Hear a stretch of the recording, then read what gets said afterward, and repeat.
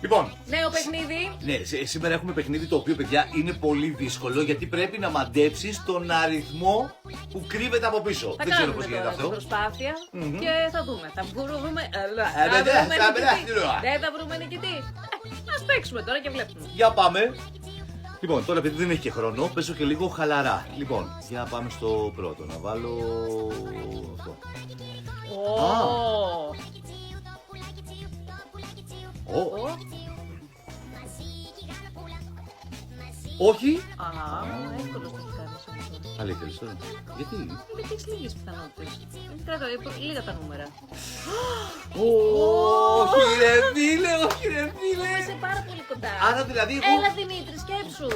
Δηλαδή είναι ένα νούμερο ανάμεσα στο 15 και στο 10, Αχα. Έλα Δημήτρη. Θα Ναι. βάλω αυτό που με πηγαίνει η καρδιά μου. Πολύ ωραία. Για να Εντάξει, δούμε. για να δω. Ναι.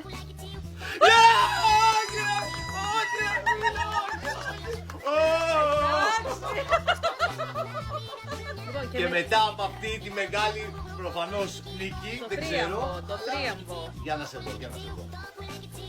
Λοιπόν, πάμε πάνω από αυτό. Καλά, τι συνέβη προηγουμένως, φοβάθηκα δηλαδή.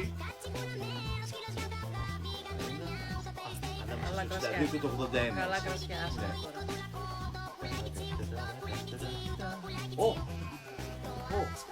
Του κάτω, ναι, ανάμεσα στο 62 και στο 71 είσαι.